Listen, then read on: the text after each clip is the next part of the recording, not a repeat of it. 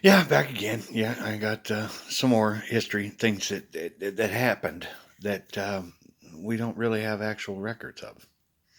But I'm here to tell you that they did.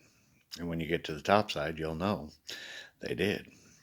But with the logic that I've shown you, you pretty much understand that the Father has taught me and shown me what happened. Um, See, there's the King, Jesus, but the records of the Queen aren't wrote anywhere. And her firstborn child of Jesus, Rose,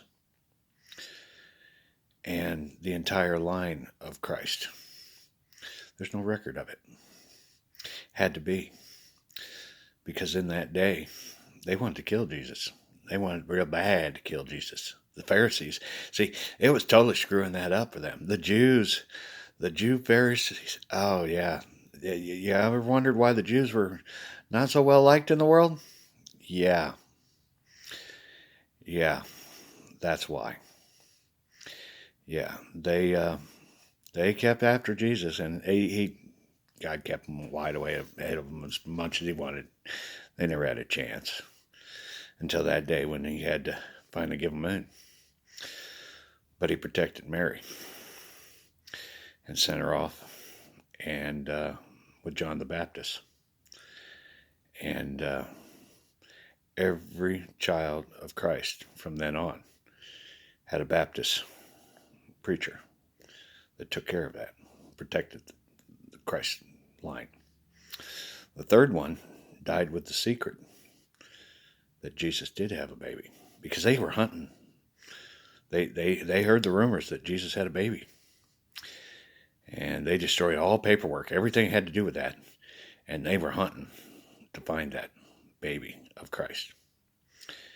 And he knew they would never give up. So that Baptist is famous in heaven. Nobody knows his name on this side. I don't either. It's a proof thing. But he died with the secret that Jesus did have a child. And all daughters, all of them, up until me. My mother was one, my grandmother was one, and her grandmother was one. Goes back 71 times, if you count Jesus as 71 or God as 72 generations. The line of Christ has been hidden by a Baptist all along. And that's why the Baptist religion has always hung on.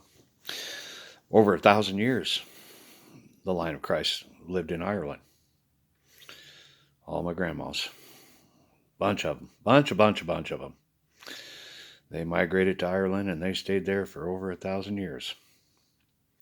Exact numbers and who and what, yeah, that'll take a minute to explain, and I ain't got time to go through all that. But that's what he's telling me, and that's why I am actually a descendant of Jesus Christ,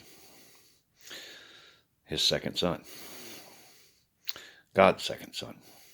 See, we call each other brothers because in reality, when you get up there to the top side, generations, you don't have age. So you really can't say, that's my grandpa or that's my kid, because you all look like you're in high school, okay? Everyone looks like they're in high school, all right? So, although they do have a technical number, they say I'm the 32nd, I'm the fourth, I'm the second, that kind of thing. But you can't tell by age because we all look the same age. Everyone up there looks the same, and you don't get any older. So we're all pretty much brothers and sisters up there on the top side, and you just have a family name. And it changes because of the daughters. But it still is all traceable. Everything that you have done and in your family is up there. They do have a thing called an orphan in heaven.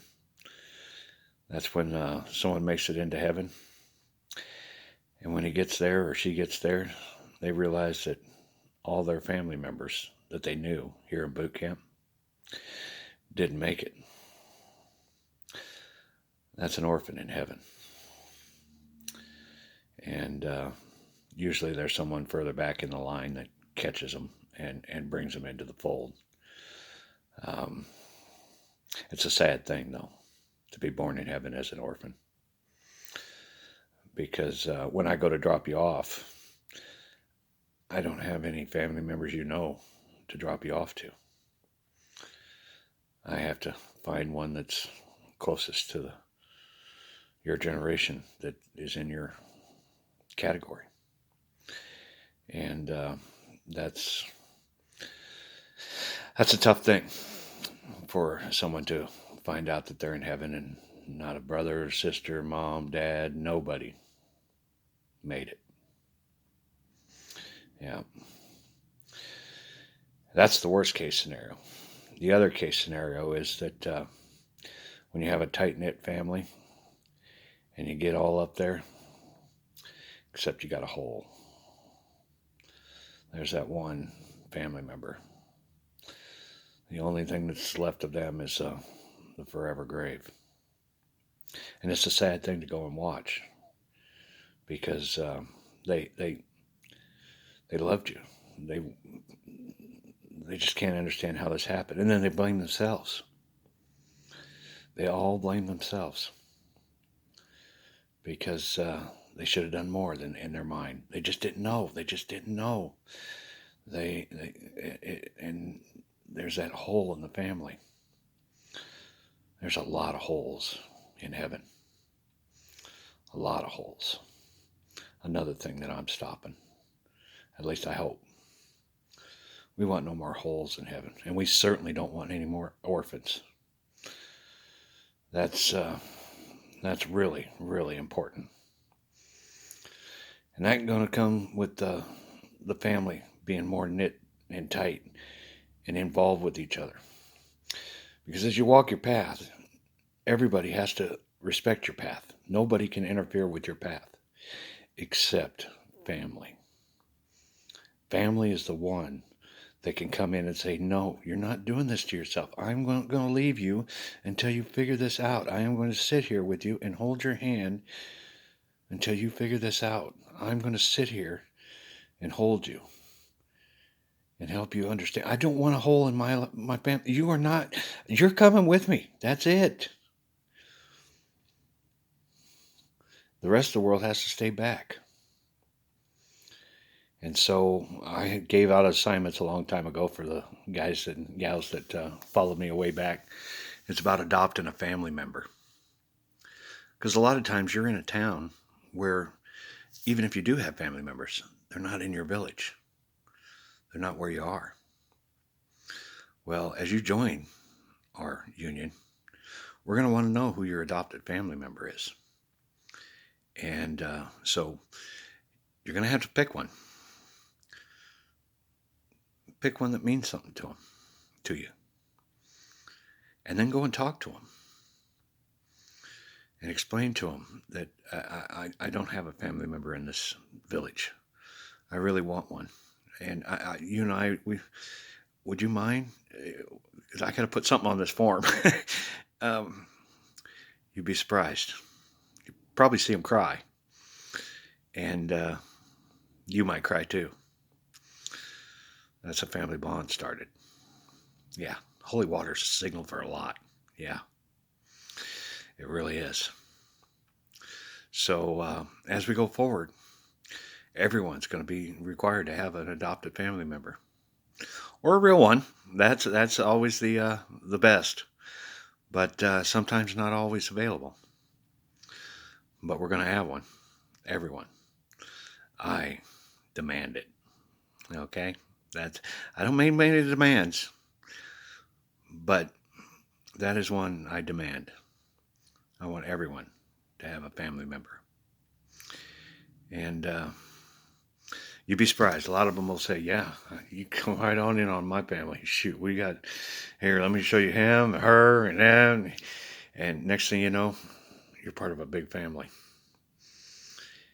That's what we want, because we're going through this together. Everyone is going through boot camp together. And the only way we can do it together is through families, and a strong family, and strong family bonds, and family members that look out for each other. So family members are required. And I said I was going to talk about Deb, but I got stuck on this one here. It's one of those things. Yeah, I really did start there. It was about Debbie and Mary. See, they're goddesses on the top side. Debbie and Mary, they are part of a hive mind that we are. See, me, Jesus, and God, we have a three connection. We literally work out of one mind, and but we're each individuals. And Mary and Deb are going to get a couple extra channels of that hive mind. They won't be able to see or be involved with anybody down here like Jesus and I and God. And they won't be involved with anybody that's in Fight Club. That's not for them to see. No, they only work and know every person in heaven. And now, I need you to understand what it means to be a god or a goddess. Imagine sitting down with 1 billion people at the same time. Spend a half hour. Talk to them, get to know them, and really become their best friend. And walk away from that half hour knowing all 1 billion people. And that's the small vision of what being a god is, or a goddess. See, the thing that you guys understand when you evolve, and my little Deb has to get into, is realizing that she will know every person in heaven better than they know themselves, because we're coaches. We are there to make you a better person, and we work kind of like a genie.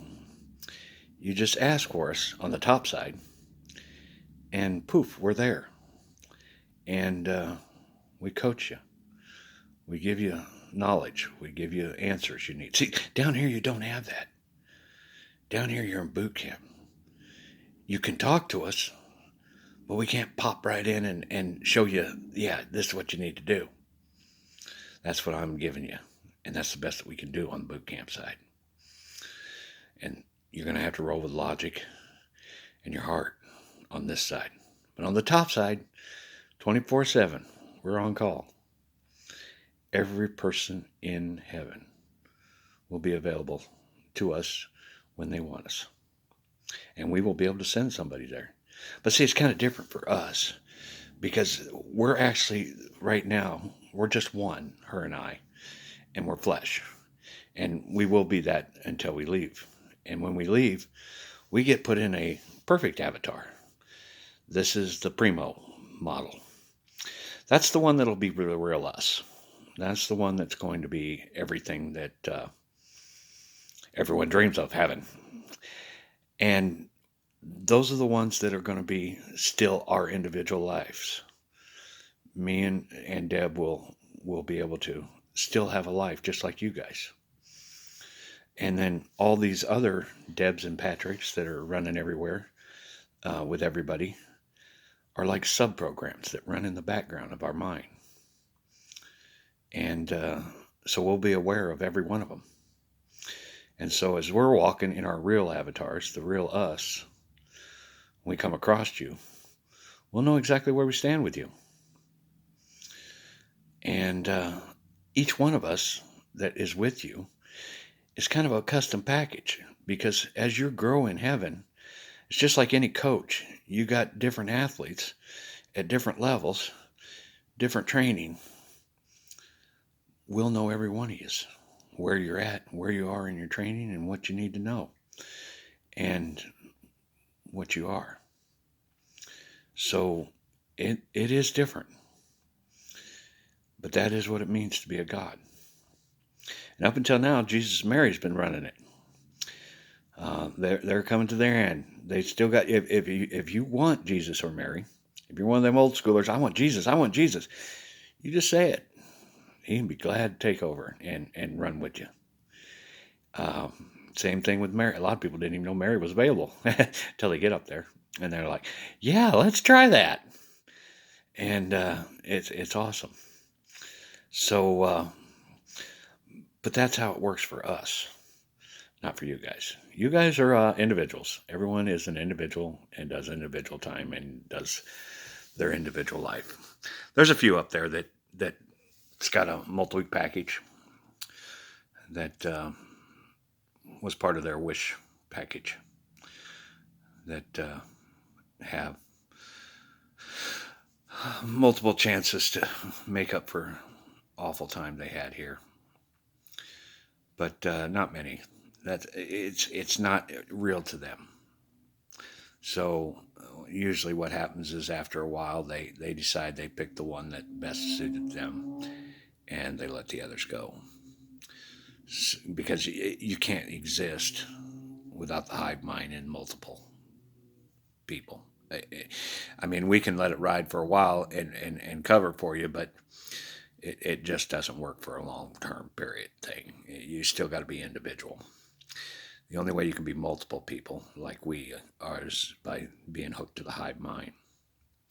So we, on the other hand, we still will be individuals. When you see our perfect avatar coming down the street, you'll know, oh, that's the real one. You won't miss that one. No, or Deb's real one. No, no. See, everybody else is white. Ours is kind of like a gold, translucent. But really, most of the time, Mary and Jesus, they have the same thing, but they only use it on the shows. And when they're walking in the street, they use the white one. That way, people don't know if it's a real one or not. They can just cruise around. So it's kind of another one of those perks to being a god. Anyway, that's a little bit more of what this is like and what Deb is. Turns out the father's been in love with her for over 40 years. She impressed the hell out of him as a child, as many children do. But Deb had a special gift in music and ambition that he just really, really loved. And he knew that his second son was going to need a queen. And turns out I was kind of attracted to that kind of gal. And so he worked with her. So most of her path has been just like mine. It's been part of the show. And she probably most likely always believed that she was doing her own free will. But I bet you even now she looks back and says, yeah, okay, that makes more sense. Yeah, okay, that's why. That's why. So it's things I have to talk to her about. And we're going to be doing a show here before long together. And she's going to be discovering those things in herself like I have. And she'll also understand why she was picked as the queen. Like I said, to be perfectly honest with you, this flesh, this king, didn't even know she existed before Christmas. I'm not kidding. The Father got me hooked on one song, and I could not let that song go. And next thing you know, I got this love bug from hell shot. Okay, right in the back. Yeah. Oh, wow. I really think she's beautiful. Oh, yeah. And it just didn't stop. It got worse. It got worse. It got worse. Turns out what he's been doing is slowly putting that 40-year love that he had of her in my soul. And so I now know I've loved her for 40 years. Known her for a couple months, but still haven't met the poor lady. Oh, yeah, that's the meat honest truth. Yeah. So Anyway, I don't know what I'm coming back for. We got another segment or not. I think we're letting this roll for a little while. I got to reflect and absorb myself. See, that's what happens a lot of times. I hear this stuff for the first time out of my mouth too. At the time you guys are hearing it, and then I have to sit back and say, okay, did I really say that? Yeah, you did, dude, and it's real. Okay, that's the way it is. Oh, okay, all right, good to know. Good to know. That's what I do. Um, there's there's that connection, that hive mind that we are connected with, that they literally can take over and run me as they see fit, and have quite a bit. Yeah, yeah. They love doing that. Yeah. It's like how many times when we run them into the wall. Let's do it. Go on. It's your turn now. Your turn.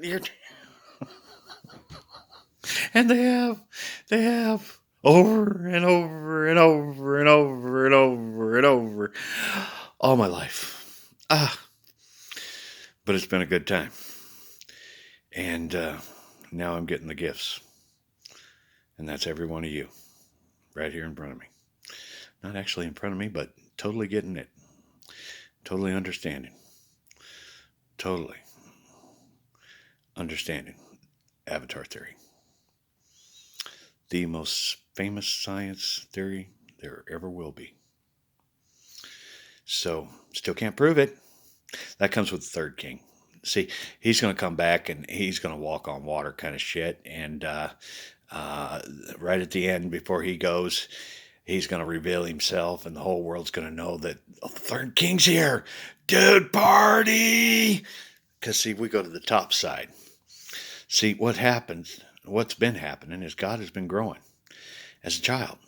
He made a universe. He learned how to make children or make a planet, and then make the life, the Adam and Eve, the first cells, and grew it from there. And then we did have a little problem. It didn't have enough gravity. Things got too damn big, so we had to do an alteration on the planet to get gravity a little bit stronger, so that things didn't grow so damn big. That's why dinosaurs are that way. It was one of those things that he had to make that slight adjustment, and only small after that survived, and that's why we are the size we are, and all kinds of other things that he's learned along the way, as he started as a child. Now he's at his teenager years, and soon he'll hit full-grown adult. That's with the third king. And when he gets to the third king, we get born into the council of gods. You always heard the Greek gods and stuff that they talked about. Well, that was God daydreaming what the council of gods really is like. See, he don't know. See, just like we don't know what God is all about and it looks like and what have you, we've had to learn. He's had to learn what the council of gods were like. They're the devil. They're the ones that are always trying to get you to temptation off your path. They're the ones that agitate the kids. But if we follow our Father, everything's good. But if the council of God gets in your head and he makes you go run into a building, Allah, yeah, they're Allahs. Every God up there is the last name is Allah. Yeah. Yahweh is our Father's first name. Do not call him Yahweh. That's disrespectful. You never call your father by his first name. You call him Father. So, just an etiquette rule. But when he and I and all of us get born into the council of gods, then we get to see the other versions of humanity and what they look like and what they are really like. But that doesn't happen until the third king, which is 2,000 years from now. So that's pretty much everything in a nutshell. And we'll learn more. We'll expand more. But really, that's enough. That's definitely enough to make your decision to join us and become a Christian. and do the right thing and be a good person and help out in your neighborhood and your village and your family and with your friends and do your tribute to God. See, that 40-hour work week, that's the only thing he really accepts as a tribute. There's no bowing, there's no fart to the north, there's no nothing like that that's going to make you any points. Only your 40-hour work week. And believe it or not, it's kind of the opposite of what it is here. The lower you get paid, the more you make up there. And the more you get paid down here, the less you make up there. Yeah, that's kind of how that all works. But again, you get with some other people, they'll tell you some more details than what I can cover in this video. It's gotten kind of long, man. I'm almost on a half-hour segment just in this one. But it's kind of important. After all, we're talking about Dad. Oh, sweetheart. Soon, baby. I got to let you go and kick the tires on all this. It's a lot to absorb for some of you guys, especially the newbies. Welcome. I really do welcome you. Turn your truck around. Come with us. It's going to be a beautiful world. We want you part of it. Good night.